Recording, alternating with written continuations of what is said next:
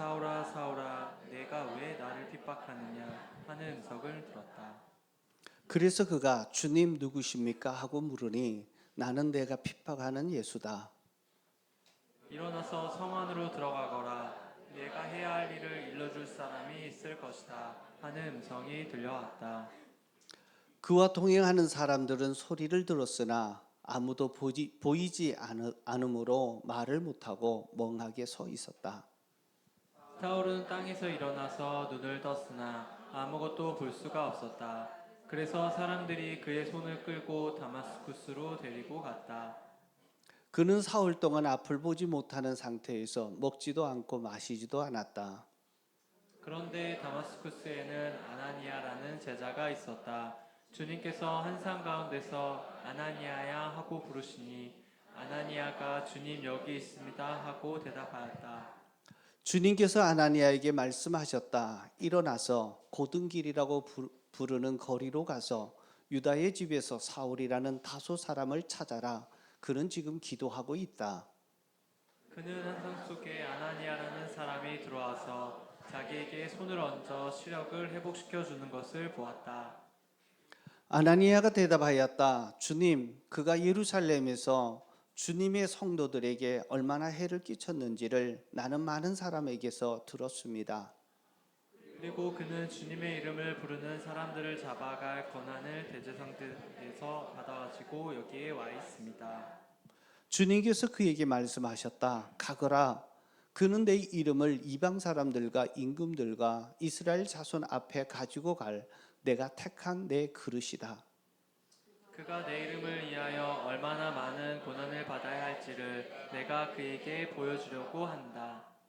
그래서 아나니아가 떠나서 그 집에 들어가 사울에게 손을 얹고 형제 사울이여 그대가 오는 도중에 그대에게 나타나신 주 예수께서 나를 보내셔서 그것은 그대가 시력을 회복하고 성령으로 충만하게 되도록 하시려는 것이요 하고 말하였다. 곧 사울의 눈에서 비늘 같은 것이 떨어져 나가고 그는 시력을 회복하였다. 그리고 그는 일어서서 세례를 받고 19절 다 같이 읽겠습니다. 음식을 먹고 힘을 얻었다. 사울은 며칠 동안 다마스쿠스에 있는 제자들과 함께 지냈다. 아멘. 우리 지난 주일 말씀 들으면서 또 헌신했던 것 한번 좀 기억하십니까? 한번 좀 띄워주시고요. 세 분 거를 제가 조금 올려두었습니다.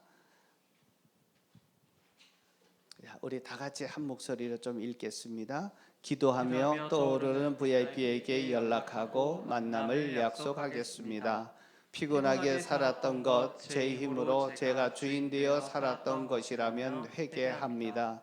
빌리처럼 즉각 순종해서 쓰임받길 소망합니다. 하나님이 일하시는 곳에 내가 머물길 원합니다. 순종함으로 하나님의 능력을 체험하기를 원합니다. 자, 오늘도 말씀을 들으시면서 여러분 받으셨던 레마 헌신 카드에 내게 주시는 말씀이 있을 때마다 좀 기록을 하시고 또 이렇게 정리해서 주시면 헌신하실 때 헌신 때에 하나님께서 그것을 받게 될 것 같습니다. 제가 한번 기도하고 말씀 듣겠습니다. 하나님, 오늘 주님 앞에 섰습니다. 종을 통해 들려지는 이 말씀이 내게 주시는 하나님의 음성, 레마의 음성 되게 하시고 그 말씀 붙들고 마음에 새기고 한 주간 살아갈 때 하나님 내 삶을 변화시키는 능력의 말씀됨을 이제 간증할 수 있도록 축복하옵소서. 우리의 마음을 활짝 열어주시고 정말 집중하며 주의 음성으로 듣게 하옵소서. 예수님의 이름으로 기도하옵나이다. 아멘. 우리가 예수님을 주님으로 영접하고 또 구원을 얻게 되면 우리의 마음속에 생겨나는 한 가지 욕구가 있습니다. 그것은 하나님을 모르는 사람들에게 복음을 전하고 싶은 욕구입니다. 하나님이 이렇게 좋은데 하나님은 참 우리를 용서해 주시고 복에 복을 더해 주시는 그 하나님을 정말 알려주고 싶은 그런 마음이 생겨납니다. 예수 믿기 전에는 죽음이 끝이라고 생각했는데 예수 믿고 나면 죽음이 끝이 아니라 죽음이 관문이 되고 죽은 이후에 예수님을 믿는 자들에게는 천국에서 영원한 영생을 누리지만 믿지 않는 자들에게는 형벌받는 유황불이 타는 그 지옥에서 고통당한다는 것을 알고 있는 한 복음을 전하지 않을 수 없게 되는 마음이 생겨나는 것입니다.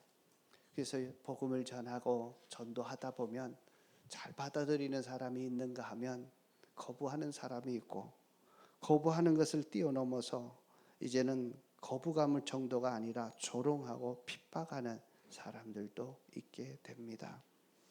그래서 이때쯤 되면 참 마음이 답답해집니다. 그리고 열심히 전하다가 보면은 도저히 변하지 않을 것 같은 그런 사람을 만납니다. 열심히 전도했는데, 기도했는데 변화될 기미가 보이지 않게 되면 갑자기 마음에 그냥 분노가 차오르고 짜증이 납니다. 저런 인간들 나한테 상 좀 하나 봐라 하는 마음들이 생기게 되면서 전도하기를 포기하고 맙니다. 그리고 절망감에 사로잡혀서 결국 전도하기를 중단하는 것을 보게 됩니다.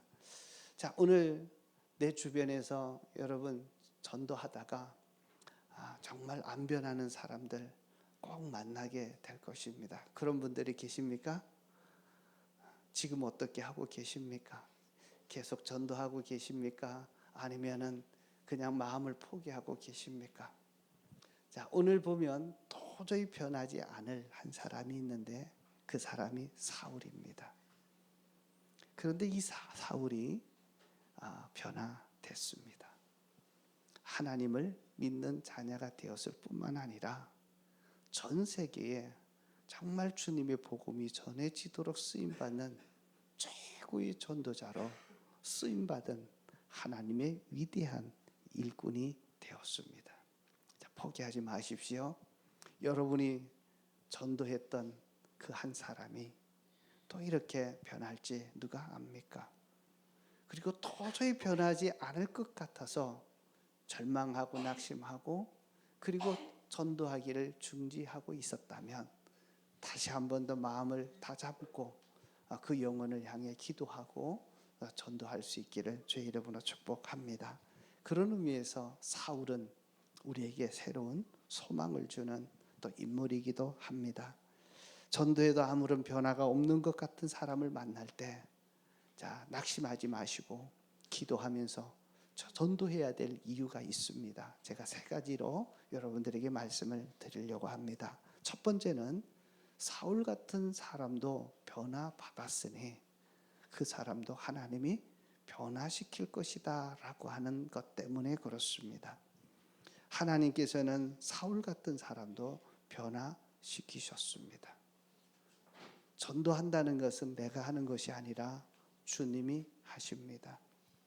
주님이 나를 변화시키셨다고, 그리고 나를 구원자로 삼아 주셨다면 도저히 변하지 않을 것 같은 그 사람도 주님이 반드시 변화시킬 것입니다. 특별히 이 사울은요, 유대 종교 중에 가장 엄격하게 훈련받고 있었던 가문에서 태어났습니다. 어릴 때부터 철저하게 율법으로 훈련받았고 말씀으로 원칙적으로 살아가도록 몸에 밴 사람입니다. 자, 그래서 그가 나중에 예수 믿고 난 다음에 자기의 가문을 소개합니다. 빌립보서 3장 5절에 보면 이렇게 소개해 주고 있습니다. 자, 나는 낳은 지 8해 만에 할례를 받았고 이스라엘 민족 가운데서 베냐민 지파요 히브리 사람 가운데서도 히브리 사람이요 율법으로는 바리새파 사람입니다라고 자기를 소개하는 것 보면 얼마나 철두철미하게 율법에 또 바리새인의 율법을 지키는 유대인의 그 전통을 지키고 있는지를 보게 되어집니다. 자, 그래서 이 사울의 눈으로 보면 예수 믿는 사람을 보게 되면 사교 집단처럼 여겨졌을 것입니다. 하나님이 주신 거룩한 율법을 파괴하는 사람이고 유대인의 전통을 무시하고 뿌리채 뒤흔들어 버리는 아주 나쁜 종류의 사람이라고 생각했을 것입니다. 그래서 스데반은 돌로 사람을 때려 죽여도 양심의 가책을 전혀 받지 않았습니다. 거기에 지나지 않아서 이제 피팍이 일어나서 예루살렘에 있던 사람들이 뿔뿔이 흩어지면서 이제 국경을 넘어 다메섹이라고 하는 다마스쿠스라고 하는 곳에 사람들이 피신했다는 소식을 듣게 되자 대제사장을 찾아가서 편지를 받았는데 편지는 영장입니다. 체포할 수 있는 영장을 받아가지고 지금 다마스쿠스로 향하고 있습니다. 사울이 다마스쿠스에 가까이 이르렀을 때 대낮이었습니다. 그런데 대낮의 햇빛보다 더 강한 강렬한 밝은 빛이 그를 둘러 비추었습니다. 확 비추고 나니까 그 엄청난 빛 앞에 이 사울이 꼬꾸라지고 말았습니다. 그때 눈이 완전히 멀고 말았습니다. 앞이 보이지 않았습니다. 그때 음성이 들립니다. 사울아, 사울아, 왜 나를 핍박하느냐? 자, 사울은 이 목소리의 주인공이 누구인지 알지 못했습니다. 그래서 물어봤습니다. 주님, 누구십니까?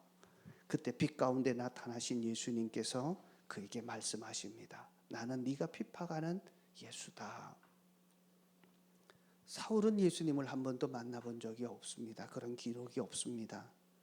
예수님을 직접 핍박하지도 않았습니다. 유일하게 그가 괴롭혔던 사람은 예수 믿는 기독교인들을 괴롭히고 핍박하고 스데반을 죽였습니다. 나는 네가 핍박하는 예수다라고 하는 이 말은 사울에게 엄청난 충격을 받게 됩니다. 기독교인들을 핍박한 것밖에 뿐인데 예수님이 자기를 핍박했다고 합니다. 이것이 나중에 에베소나 빌립보 이런 부분에서 교회를 얘기할 때 예수님이 예수 믿는 사람들이 자기 몸이라고 표현하게 된 것이 이 다메섹 도상에서 그가 경험했던 이것에 연루하지 않았을까 하는 생각을 해봅니다. 그렇습니다. 성경에 보면 교회는 그리스도의 몸입니다. 교회는 예수님을 믿는 사람들의 모임입니다. 자, 그래서 교회를 힘들게 하면 주님의 몸이기 때문에 주님이 아파하십니다. 교회가 찢기게 되면 예수님의 몸이 찢기는 것입니다. 나는 네가 핍박하는 예수다.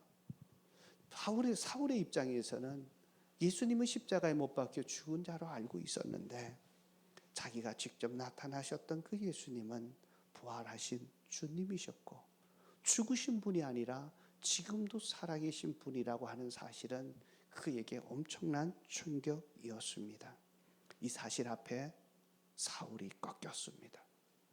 자, 그리고 이 부활의 주님을 만난 이후에 교회를 핍박하고 믿는 자들을 받게 했던 이 사울이 이제 변하여서 예수님의 복음을 전하는 위대한 전도자 사도 바울로 바뀌게 되어집니다. 자, 여기서 사도 사울이라고 하는 이름이 바울로 이후부터는 나타납니다. 자, 그래서 예전에 제가 어릴 때도 그랬는데요. 부흥사 강사님이 오셔가지고 죄송한데 여기 에어컨 좀 꺼주실래요? 앞에 여기 히터 좀 꺼주세요. 강사님이 오시면 사울과 바울의 이름을 소개합니다. 사울은 큰 자이고 사울은 이름의 뜻이 작은 자다. 그래서 여러분도 사울이 변하여 바울이 된 것처럼 여러분도 바뀌어야 됩니다 할 때 큰 은혜를 받았던 기억들이 있습니다. 그래서 많은 분들이 은혜를 받았던 몇몇 분들이 보면요, 자기 이름을 바꿔요. 그래서 수없이 바꾸는 사람들이 여러 명이 있습니다. 그 이후에도 보면 나 바울처럼 살려고 이름을 바꿨다는데 그의 삶은 전혀 안 바뀌는 걸 보면서 참 희한하게 생각을 했습니다. 그러니까 여러분, 이름을 바꾸어서 바울의 위대한 바울처럼 산 것이 아니었습니다. 왜냐하면 하나님이 그를 불러주셨을 때 이방인을 위한 내 그릇이다. 이방인들을 위해서 전해드리기 위해서 그가 이름을 바울로 부른 것인데요. 자, 바울은요, 원래 자기가 태어나면서 잃었던 이름입니다. 두 가지의 이름이 있었습니다. 하나는 다소라고 하는 지역은 헬라 문명이 최대로 발전된 도시입니다. 이방 지역입니다. 다시 말하면 우리가 미국에서 이민계에서 산다고 보시면 됩니다. 그러면 태어날 때 무슨 이름을 지어줍니까? 영어 이름식 미국식 이름을 지어주고, 한국인이니까 한국식 이름을 지어두듯이 그가 유대인이니까 히브리식 이름이 사울이고, 그리고 영어식 그 헬라식 이름은 그 바울이었습니다. 두 가지 이름을 함께 부르고 있었는데, 지금까지는 유대인으로 행사했고 유대인의 전통을 강조하다 보니까 이제는 바울이라는 이름을 사용하지 않았고 사울이라고 하는 이름을 사용하고 있었을 뿐입니다.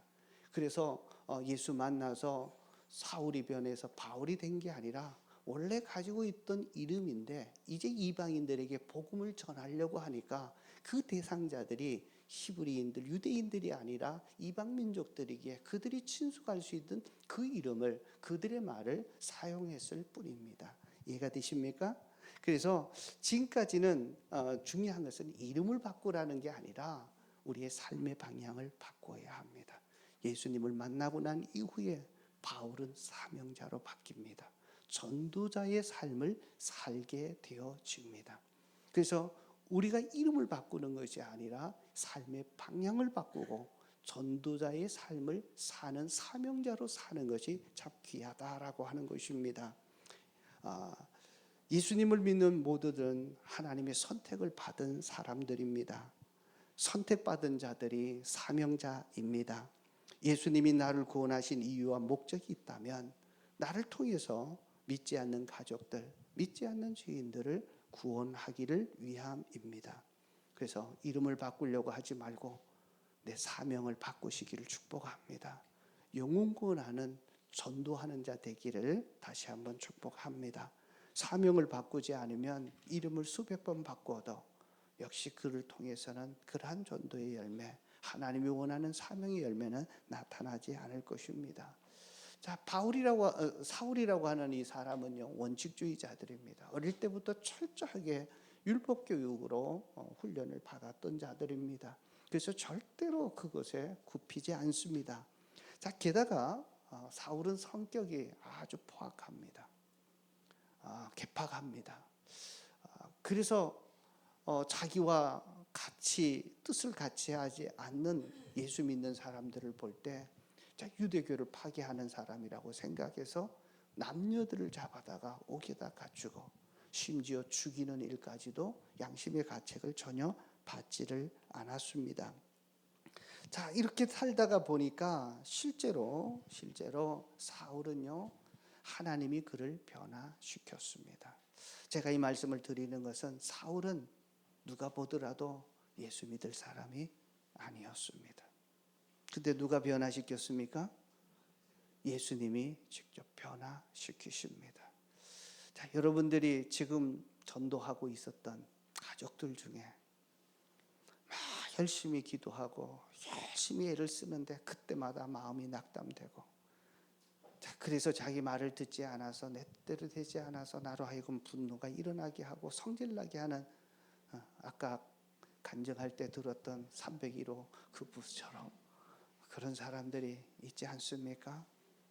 자, 이제 우리가 그분에게 전도를 포기하지 말아야 합니다. 기도하고 그리고 전도해야 합니다. 하나님이 그럴 때 전도하게 되실 것입니다. 사울이 변화되었던 것은 정말 변하지 않을 것 같은 사람을 하나님이 변화시켰다면 나를 변화시키는 겁니다. 사실 나를 한번 보십시오. 내가 순순하게 예수를 잘 믿은 것 같습니까? 나를 변화시켰던 주님은 정말 내가 보기에도 안 되는 그 사람도 변화시킬 것입니다. 자, 우리 옆 사람에게 이렇게 얘기합시다. 포기하지 마십시오. 전도하겠습니다. 예. 그래서 내년에는, 올해는 안 됐다면 내년에는 자, 여러분들 주변에 있는 가족들이 먼저 주님 앞으로 돌아오기를 원합니다. 그리고 여러분들이 죄인들이 정말 주님 앞에 와서 함께 예배하고 함께 목장 생활을 하면서 참 행복한 신앙생활을 해갔으면 참 좋겠습니다. 자, 두 번째입니다. 우리가 전도하는 사람 포기하지 말아야 될 이유는요. 전도는 사람을 통해서 하시는 하나님의 일하는 방식 때문에 그렇습니다. 전도하는 것은 하나님이 직접 하실 수도 있을 것 같은데 그러지 않았습니다. 천사들을 시키지도 않았습니다. 반드시 믿는 사람들, 자신이 구원시켜줬던 그 사람을 통해서 다른 사람을 구원하는 것입니다. 여러분, 누군가가 나를 전도해 주었기에 여러분이 예수님을 믿었습니다. 저는 모태 신앙인데요. 저희 어머니가 저에게 어릴 때부터 믿음으로 지켜주셨기에 어머니를 통해서 예수님을 들었고 예수님을 믿게 되었습니다. 부모님을 통해서 믿음을 받으신 분들도 계시겠지만 아니면 누군가 나에게 예수님을 전해주었던 그 사람 때문에 믿게 되었을 것입니다. 그래서 하나님이 일하시는 방식을 보면 사람을 통해서, 믿는 사람을 통해서 전도하시는 것이 하나님의 방법입니다. 그래서 사명자는 전도하기를 쉬지 않고 멈추지 않아야 합니다. 열심히 기도하고 열심히 섬기면서 전도했는데 전혀 변화의 기미가 보이지 않는다고 낙심하는 분들이 계시다면 오늘 다시 한번 마음을 새롭게 하고 전도하기를 다시 한번 시작할 수 있기를 축복합니다. 소망을 가지시고 기도의 줄과 전도의 줄을 놓지 않으시면 하나님이 여러분을 통해서 또 한 사람의 사람을 구원하게 될 텐데 그 사람이 이 시대 바울처럼 그렇게 쓰임받는 큰 일꾼이 될 수 있습니다. 자, 그런데 전도가 안 되는 이유가 무엇일까요? 내가 그렇게 열심히 하는데 전도하기가 참 쉽지 않잖아요. 그죠? 전도하기가 쉽습니까? 어렵습니까? 그죠? 쉬웠다면 다 내 옆에 이미 전도의 열매와 함께 서 있겠죠. 잘 안 됩니다. 뭐가 문제일까요? 그 사람에게 문제일까요? 내가 문제일까요? 대부분 보면 사람들이 저 사람 때문에 안 된다 하고 포기합니다. 실상은 그 사람의 문제가 아니라 나의 문제입니다. 내가 전도하기를 포기할 때 언제 포기합니까? 사명을 내려놓을 때, 그리고 사명에 집중하지 못할 때 무엇 때문일까요? 그 마음 속에 하나님의 마음이 떠나버리는 겁니다. 불쌍히 여기는 마음, 그리고 긍휼히 여기는 마음들, 이런 마음들이 사라지니까 전도하는 것도 포기하게 되는 것들입니다. 요즘 우리 전도에 열정을 내고 있는 우리 목자님들 한번 보십시오. 늘 눈물이 글썽글썽합니다. 영혼들을 볼 때마다 정말 불쌍히 여기는 마음, 저렇게 하면 안 되는데, 저렇게 죽으면 지옥 가는데, 이 불쌍한 마음, 안타까운 마음들이 우리 가운데 있습니다. 여러분, 내 안에 이 하나님의 마음이 있는지, 정말 불쌍히 여기는 그 마음이 있는지, 자, 내 안에 있는 한번 점검해 보십시오. 이 마음이 있을 때 우리는 전도를 포기할 수 없고 그 영혼을 포기할 수 없다라고 하는 것입니다. 사명자에겐 그 사명을 주신 분의 마음이 있어야 그때 전도를 포기하지 않습니다. 여러분, 예수 믿는다고 하면서도 내가 세파에 살다가 보면 지치고 또 여러 가지 믿음 생활하다 내가 안 되게 되면 그 마음이 사라지는 겁니다. 그래서 우리가 주님 앞에 엎드려서 기도하고 그분과 더 친밀해지고 말씀 앞으로 다가가려고 하는 것, 은혜의 자리, 예배의 자리에 우리가 서 있을 때 그 마음이 부어지게 되는 것입니다. 그래서 사람을 통해서 일하십니다. 지난 주일의 말씀 속에 에티오피아 그 관리가 예수님을 믿게 된 것을 보게 됩니다. 자, 여러분, 하나님은 그 영혼을 구원시키기 위해서 누구를 쓰나 하면 사마리아에서 열심히 복음을 전도하고 있었던 빌립을 불러다가 그곳으로 가게 합니다. 가게 했던 딱 한 가지 이유가 있다면 주님이 말씀하시면 즉각 순종하는 사람이었기 때문에 그렇습니다. 가장 잘 되고 있을 때, 가장 정말 영혼 구원의 기쁨을 누리고 있는데 사람도 없는 그 길거리로 가라고 했는데 이유가 정말 이해가 되지 않았지만 하나님이 가라고 하니까 갔습니다. 가서 보니까 마차가 지나갑니다. 마차 바짝으로 다가가서 가서 보니까 그 사람이 이미 성경을 읽고 있습니다. 이 정도 되면 다 믿는 사람이네 하고 돌아올 수도 있는데 물어봅니다.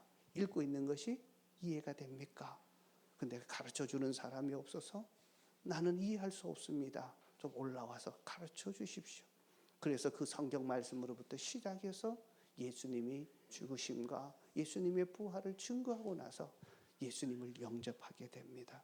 그러고 나니까 물이 있는 것을 보고 내가 세례 받아도 되겠습니까? 라고 권하면서 스스로 세례를 받으면서 믿는 사람이 되었고, 그 한 사람이 아프리카 대륙을 복음화시키는 첫 번째 인물이 되었고, 그로 인해서 아프리카의 복음이 들어가기 시작한 것입니다.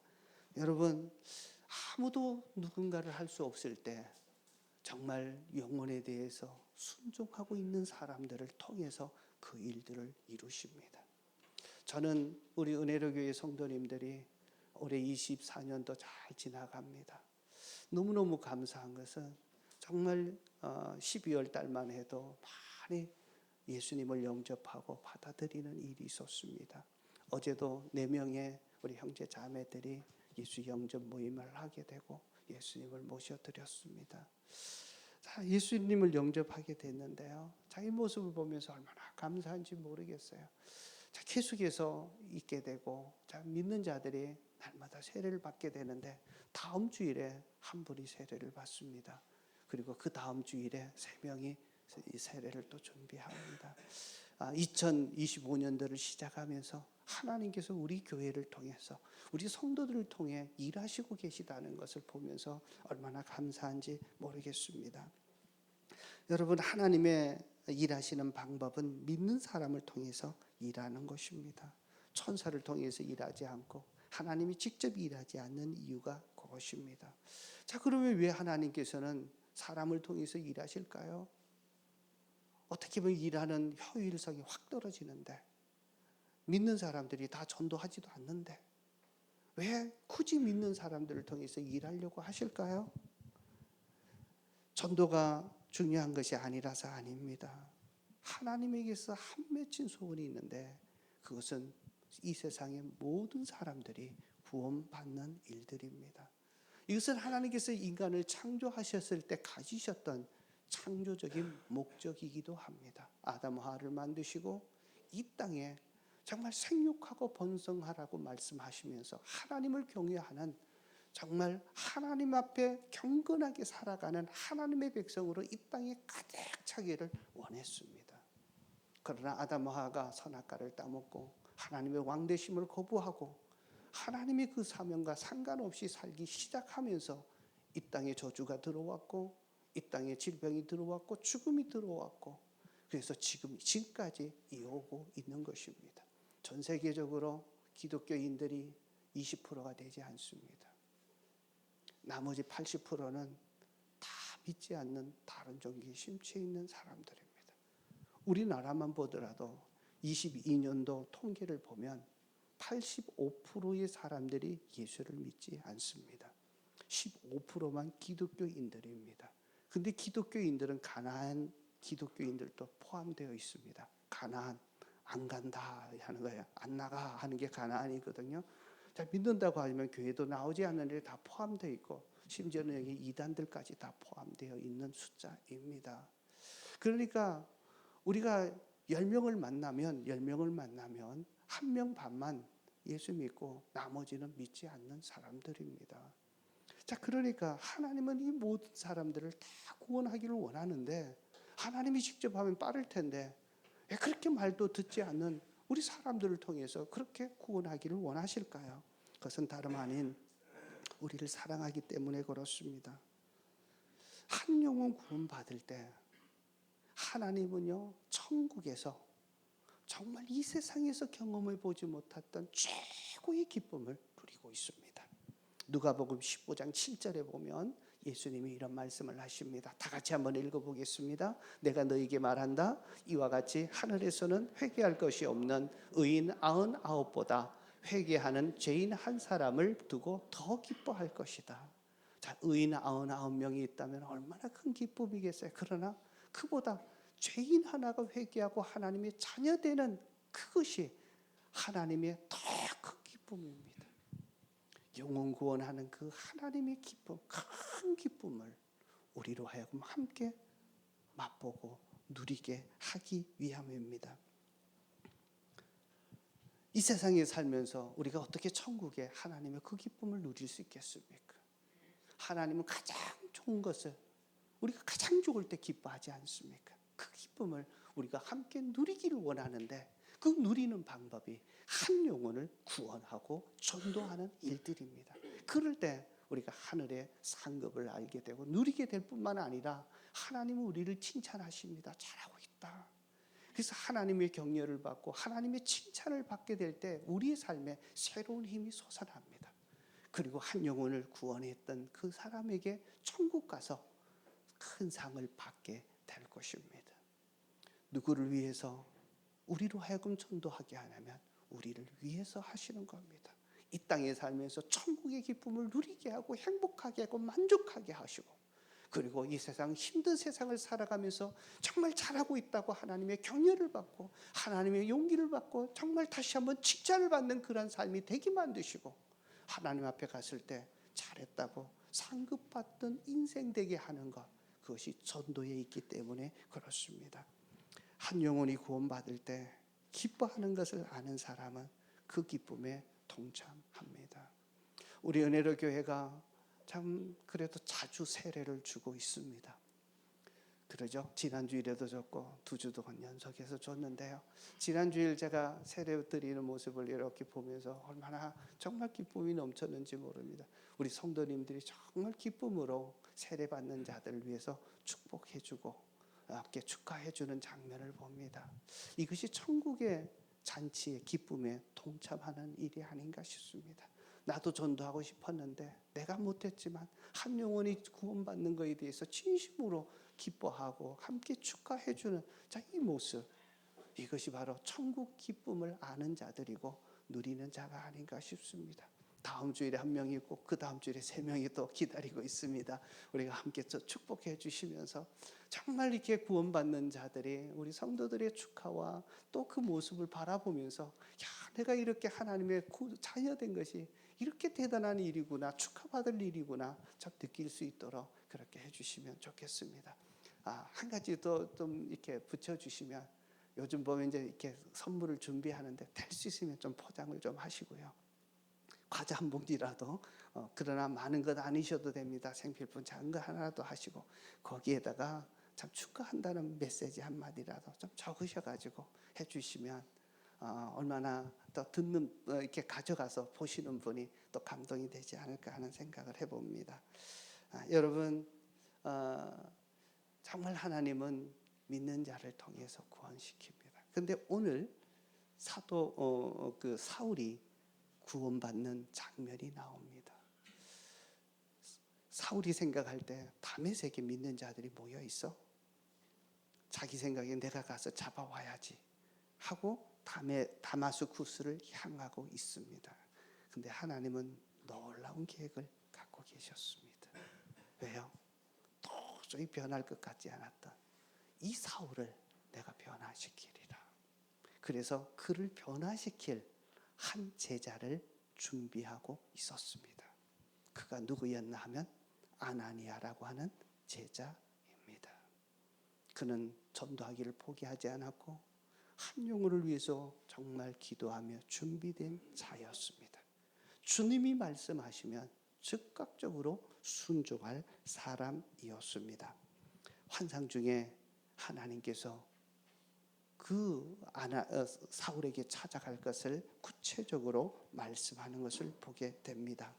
자, 우리가 꿈을 꾸게 되면요, 수면 중에 꿈을 꾸게 되면 그것을 꿈이라고 얘기합니다. 근데 우리가 깨어 있는데 우리가 하나님 보여주시는 그림을 보는 것을 환상이라고 얘기합니다. 주님께서 환상 중에 나타나서 사울에게 기도해 주라는 것입니다. 근데 그 지시가 너무 구체적입니다. 자, 어디에 사는지, 어디로, 또 누구의 집에 있는지, 그 이름이 누구인지 한 번도 만나보지 않는데 다 얘기해 줍니다. 자, 11절을 한번 보시겠습니다. 11절. 자, 다 같이 한번 읽겠습니다. 주님께서 아나니아에게 말씀하셨다. 일어나서 고등길이라고 부르는 거리로 가서 유다의 집에서 사울이라는 다소 사람을 찾아라. 그는 지금 자, 아나니아는 한 번도 사울을 만난 적이 없는데 환상 중에 알려주는 겁니다. 자, 고등길, 옛 개역성경 직가, 똑바로 된 반듯한 길입니다. 자, 고등길로 가서 거기 보면 유다의 집에 사울이라고 하는 다소 출신의 사울이라는 사람이 기도하고 있다. 정확하게 가르쳐 줍니다. 그래서 그곳에 가서 기도하라는 것입니다. 12절에 보면 또 이렇게 얘기합니다. 12절, 그는 환상 속에 아나니아라는 사람이 들어와서 자기에게 손을 얹고 시력을 회복시켜 주는 것을 보았다. 누구에게도 보여줍니까? 사울에게도 보여주는 거예요. 그래서 그것을 믿게 만드는 거예요. 우리가 전도한다는 것은 내 열심만 가지고 되는 것이 아니라 정말 하나님께서 그 영혼을 붙들어 달라고 기도할 때 하나님이 그 마음을 열어주시고, 자, 마음을 열어주셔서 찾아갈 때 거기에 호응할 수 있도록 하나님의 모든 밑작업을 다 해주시는 겁니다. 그래서 전도는 내가 하는 것이 아니라 하나님이 하시는 일들입니다. 자, 그래서 환상 속에 와서 너에게 손을 얹고 기도해 주는 그 사람이 오면 내가 시력이 밝게 될 것이다 라고 얘기합니다. 자, 이 얘기를 아나니아가 듣게 됩니다. 자, 그럴 때 주님, 내가 소문을 들었는데 예루살렘에서 많은 사람을 죽이고 옥에 가두었던 그 사람이라고 내가 많이 들었습니다 라고 얘기합니다. 그때 주님은 뭐라고 하면 대꾸도 하지 않고 단호하게 얘기합니다. 자, 15절 16절입니다. 한번 보십시다. 15절 16절 다 같이 읽겠습니다. 주님께서 그에게 말씀하셨다. 가거라. 그는 내 이름을 이방 사람들과 임금과 이스라엘 자손들 앞에서 가지고 갈 내가 택한 내 그릇이다.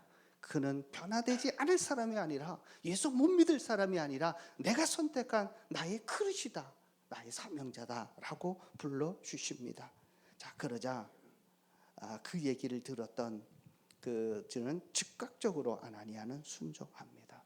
그리고 그 거리로 가서 그 집을 찾아내고 사울이 기도하고 있는 모습을 봅니다. 17절에 이렇게 얘기합니다. 17절 다 같이 읽겠습니다. 그래서 아나니아가 떠나서 그 집에 들어가 사울에게 손을 얹고 형제 사울이여, 그대가 오는 도중에 그대에게 나타나신 주 예수께서 나를 보내셔서 그것은 그대가 시력을 회복하고 성령으로 충만하게 되도록 하시려는 것이요 하고 말했다.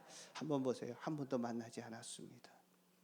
근데 갑자기 한 사람이 나타나더니만 자기 손을 얹는데 첫 번째 말이 형제 사울이요 그럽니다. 그렇게 핍박했는데, 그렇게 사람을 잡아 죽였는데, 그렇게 혹독하게 살았는데 자기를 따뜻하게 안아주면서 형제 사울이요 라고 말을 들을 때 그의 온 마음이 확 녹았을 것입니다. 그리고는 잠깐 손을 얹어서 이렇게 얘기합니다. 그대의 시력이 회복되고 성령 충만하기를 기도합니다. 이때 그가 예수님을 믿기로 마음의 작정을 하게 됩니다. 그리고 나서 그가 뭐라고 얘기하냐면 그 다음 절 18절을 한번 볼까요? 다 같이 읽겠습니다. 시작. 사울의 눈에서 비늘 같은 것들이 떨어져 나가고 그는 시력이 회복하였다. 그리고 그는 일어나서, 자, 사울이 세례를 받습니다. 자기가 세례를 받고 싶어서 받게 되는 겁니다. 그래서 세례는 의식이 아닙니다. 어떤 분들 보면 세례 받는 것을 주저주저 하는 분들이 가끔 계셔요. 정말 예수님이 내 계신 그분이 창조주 하나님이고 내 인생의 주인이라고 하면 세례 받는 것을 주저하는 것이 아닙니다. 받고 싶어 합니다. 어제도 예수 영접하면서 우리 아람 자매가 언제 세례 받겠냐 하니까 될 수 있으면 빨리 받고 싶어요. 그래서 잡은 날씨가 12일입니다. 있고 해서 이런 모습을 보면 세례 받는 겁니다. 세례는 다른 의미가 아니라 예수님이 내 인생의 주인입니다 라고 모든 사람들 앞에서 공포하는 일들입니다. 주인 되기 때문에 매 주일마다 나는 주님 앞에 내 몸을 보이는 예배자가 되겠습니다. 그리고 영혼 구원하여 제자 만드는 일에 쓰임받는 사람이 되기를 원합니다.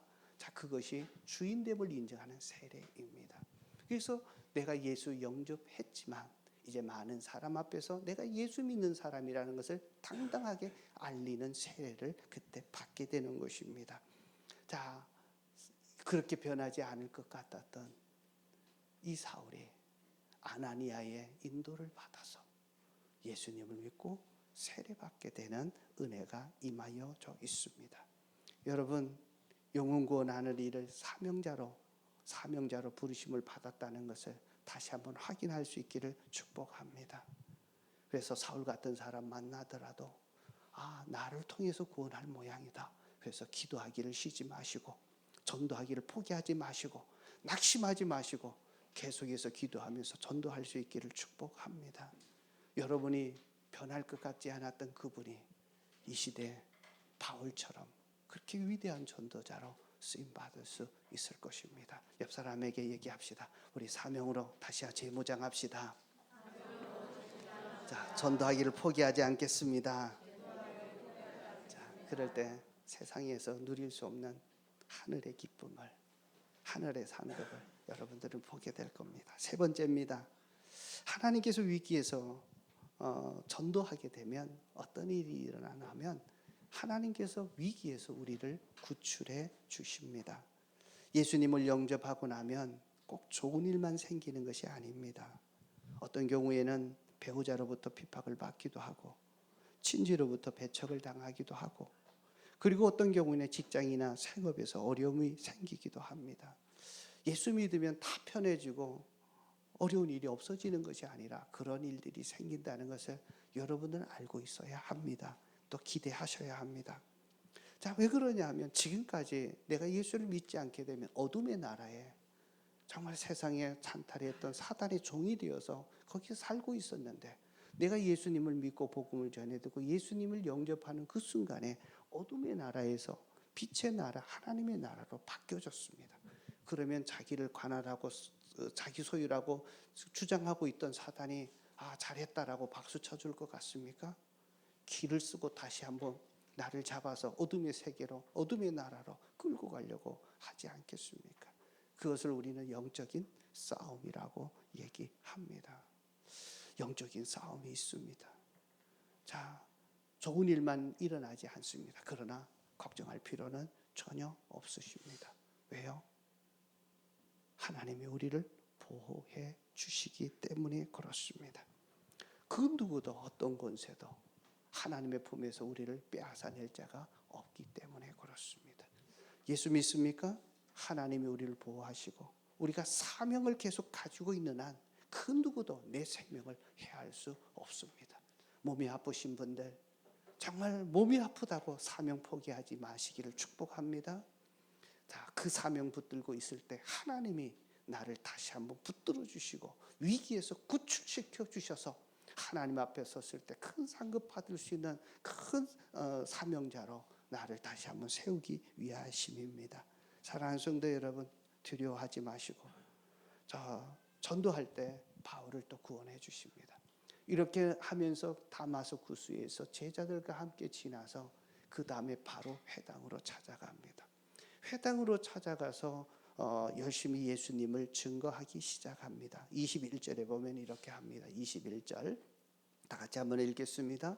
그 말을 들은 사람들은 다 놀라서 말하였다. 이 사람은 예루살렘에서 예수의 이름을 부르는 이들을 마구 죽이던 바로 그 사람이 아닌가. 그가 여기에 온 것도 그들을 잡아서 세상에 끌고 가려는 것이 아닌가. 이 말을 듣게 되자 바울은 더 22절에 보면 능력을 얻어서 크게 예수님의 구원자이심을 증명하게 되어집니다. 바로 전도하기 시작합니다. 자, 이런 일이 있게 되자 이번엔 유대인들이 그를 죽이려고 모의하게 됩니다. 그때 다메섹에 있던 제자들이 이 사울을 바구니에 내려서 성에서 내려서 그를 피신하게 만들어 주십니다. 하나님이 믿는 자들을 통해서 그들을 구원해 주시는 장면입니다. 그래서 어떠한 어려움이 있어도 하나님이 우리를 보호해 주시는 줄로 믿습니다.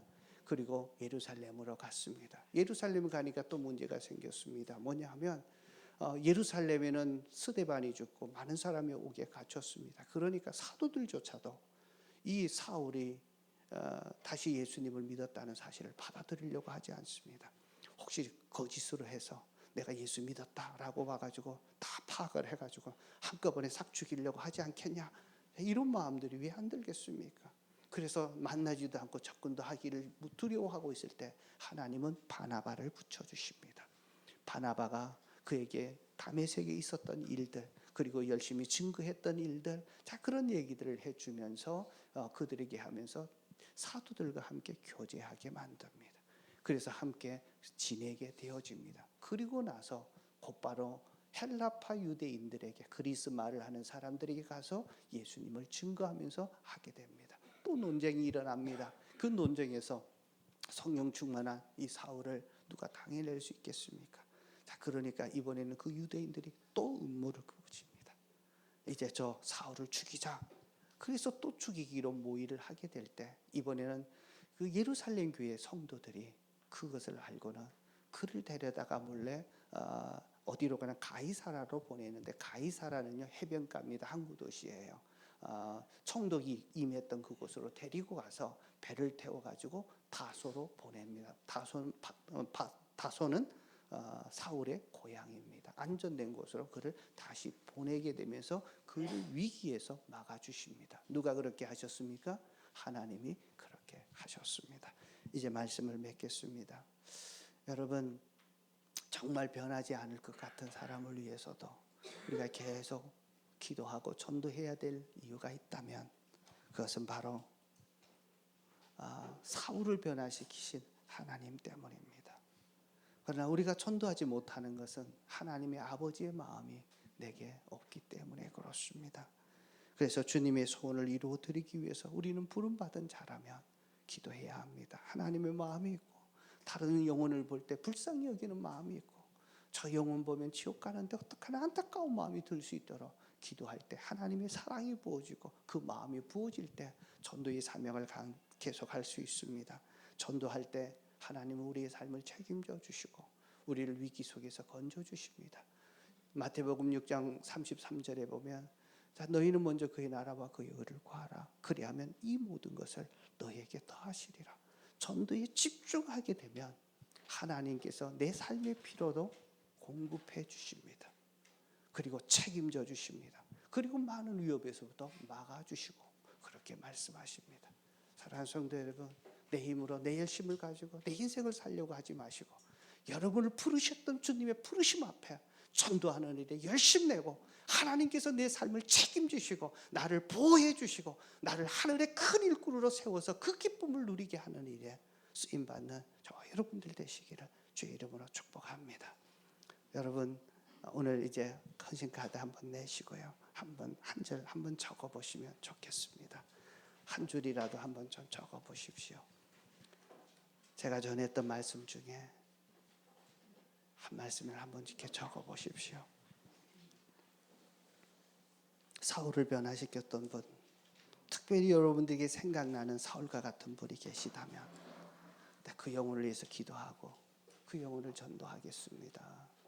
주님, 내게 부족한데 아버지의 마음이 필요합니다. 불쌍히 여기는 마음, 안타까워 여기는 그 마음을 내게 부어달라고.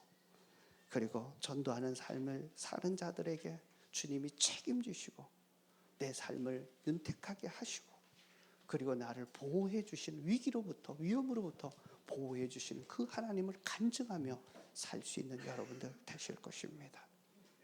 자, 이 시간 우리 같이 한번 기도하도록 하겠습니다. 이 말씀 붙들고 우리 다 같이 한번 기도하겠습니다. 기도합니다. 하나님 아버지, 우리 소리내서 같이 한번 오늘 결심한 바를 위해서 기도합니다. 하나님, 전도하는 것이 우리의 사명입니다. 정말 도저히 변하지 않을 것 같은 사울 한 사람을 변화시키셨던 하나님, 이 사울을 보면서 내가 낙심하고 있었던 그 영혼을 향하여 다시 눈을 들고 기도 시작하고 전도하겠습니다. 하나님, 내 안에 부족한 아버지의 마음을 주시옵소서. 그를 끝까지 품을 수 있는 사랑을 부어주시옵소서. 하나님의 영혼을 하나님께 하여 주옵소서. 하나님의 전도하며 주님의 부르심에 사명에 충성하는 자들에게 하나님이 내 생명을 보호해 주시고 위기와 위험으로부터 건져주시고 내 삶의 모든 필요를 채워주시는 것을 믿습니다. 하나님이 사명자로 살게 하시고 이제 전도하며 주님의 기쁨이 되는 삶이 되게 하옵소서. 예수님의 이름으로 기도하옵나이다. 아멘. 자, 이 시간 우리 그 자리 다 한번 일어나서 주님의 은혜로 살아가는 당신의 모습이 참 아름다워요. 주님의 사랑을 나눠주는 당신의 모습이 너무 아름다워요. 자, 이 찬양할 때 오늘 등록하기를 원합니다. 또 하나님의 말씀 앞에 제 헌신하기 원합니다. 세례받기 원합니다.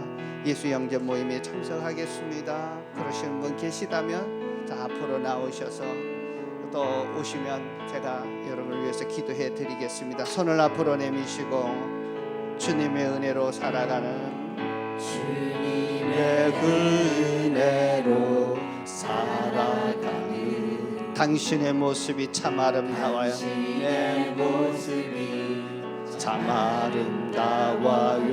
주님의 사랑을 나눠주는 주님의 사랑을 나눠주는 우리 옆 사람 보시고 당신의 모습이 너무 아름다워. 내 모습이 너무 아름다워. 주님 말씀에 순종하며 살아가는 말씀에 순종하며 살아가는 당신의 믿음이 참 아름다워요. 당신의 믿음이 참 아름다워. 주님이 맡긴 사명 감당자라는 주님이 맡긴 사명 감당. 우리 이번에 뒤에 있는 사람에게 앞뒤 사람에게 한번 하겠습니다. 당신의 모습이 참 아름다워. 자, 우리 믿음으로 선포합니다. 하나님을 감동시키고 하나님을 감동시키고 세상을 변화시키니 세상을 변화시키니 당신은 이 세상에 필요한 사람. 당신은 이 세상에 필요한 사람. 하나님이 좋아하는 사람. 하나님이 좋아하는 사람. 당신 때문에 당신 때문에 모든 세상이 사랑으로 가득 차지요. 사랑으로 가득 차지요. 당신 때문에 하나님께서 영광 받으시. 하나님을 감동시키고 감동시키 세상을 변화시키니. 자, 우리 옆에 있는 분 좌우에 있는 분 서로 한번 바라보면서 축복합니다. 당신은 이 세상에 필요한 하나님이 기뻐하는 사람. 하나님이 기뻐하는 사람. 당신 때문에 당신 때문에 모든 새 찬양으로 가득 차지요. 찬양으로 가득 차지요. 당신 때문에 당신 때문에 하나님께서 더욱 영광 받으시지요. 받으시지. 더욱 영광 받으시지요. 더욱 영광 받으시지요. 내 가슴에 한번 손을 얹어 보십시오. 제가 기도하겠습니다. 하나님, 나를 구원해 주셨던 주님의 목적을 알게 하시니 감사합니다. 예수 믿는 순간 나를 사명자로 세워주시니 감사합니다. 주님의 한 맺힌 소원, 이 땅에 믿는 자들로 가득 차기를 원하시고 다 구원받아 천국에서 영원토록 영생을 누리며 하나님과 함께 행복한 삶을 살기를 원하셨던 그 마음을 내게 부어 주시옵소서. 하나님, 내게 붙여주신 가족들 또 지인들 VIP들을 하나님 내가 포기하지 않고 기도하며 전도하겠습니다. 하나님, 새해에는 꼭 함께 목장에 참석하고 그리고 함께 예배하는 믿음의 사람 가족 되기를 원합니다. 주님, 나를 사용하여 주시옵소서. 그렇게 감당하기를 원하오니 주님의 사랑을 내 마음에 부어 주시옵소서. 주님이 불쌍히 여기는 그 마음을 내게 주시옵소서.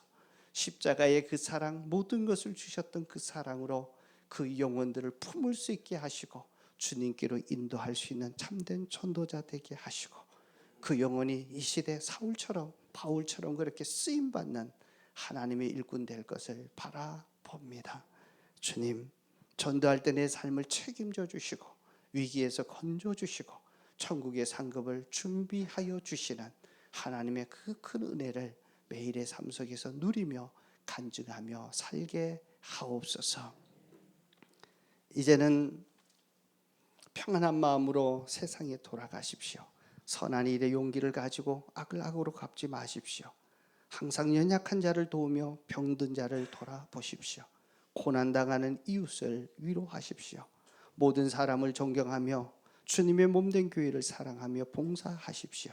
모든 일에 믿음과 사랑으로 행하시고 어떤 일에도 소망을 포기하지 마십시오. 그리고 거룩하신 성령님께 순종하며 기쁨과 감사의 생활을 해나가십시오. 우리 하나님 아버지는 여러분과 항상 함께하여 주실 것입니다. 아멘. 이제는 우리 주 예수 그리스도의 그 크신 은혜와 하나님 아버지의 무한하신 사랑과 성령님의 교통 인도 역사하심에 예수 믿게 해주신 것 감사하고 사명자로 세워주셨는데 하나님의 영혼 구원하여 제자 만드는 일에 쓰임받기를 원하고 포기하지 않고 전도하기로 결심하는 주의 백성들 머리 위에 지금으로부터 영원토록 함께 있을지어다. 아멘.